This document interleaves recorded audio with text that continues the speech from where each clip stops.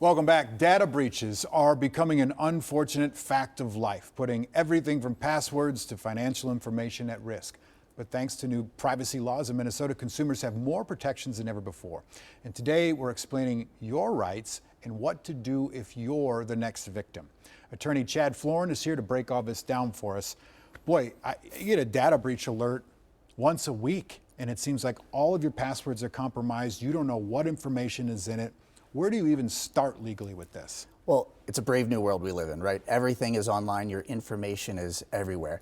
We could talk about it legally, or we could talk about it pragmatically, what you really should do in those situations. Some of the best advice that you can get is if you are notified of a data breach, go to your credit bureaus and you can get your credit reports frozen, right? Why is that important? Because if your information is out there, no one's opening new accounts in your name. Nobody's taking out loans on your behalf.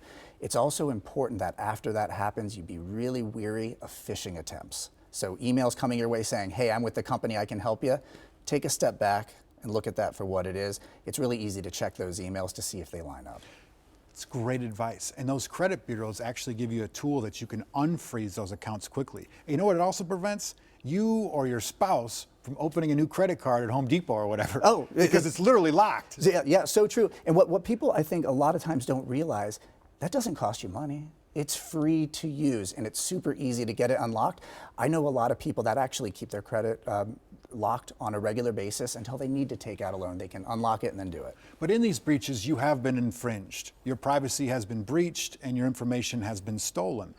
Is there legal recourse that anyone should be taking in this, or simply just protect yourself? Do we just have to lay down? So under the breach notification law, there's not an individual right to sue in that situation. However, what we see in these situations are class action lawsuits that are brought.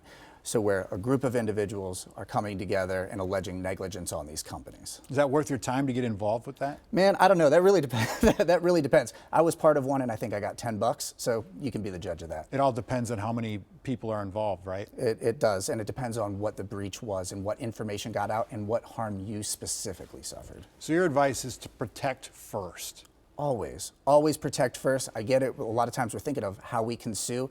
But take a step back, protect yourself first. All right. Thank you, Chad. We appreciate it. And thanks for joining us again. You always get great Anytime. advice. If you want to revisit any of Chad's advice, you'll find this segment on KARE11.com on the 4 p.m. page. Thank you, sir.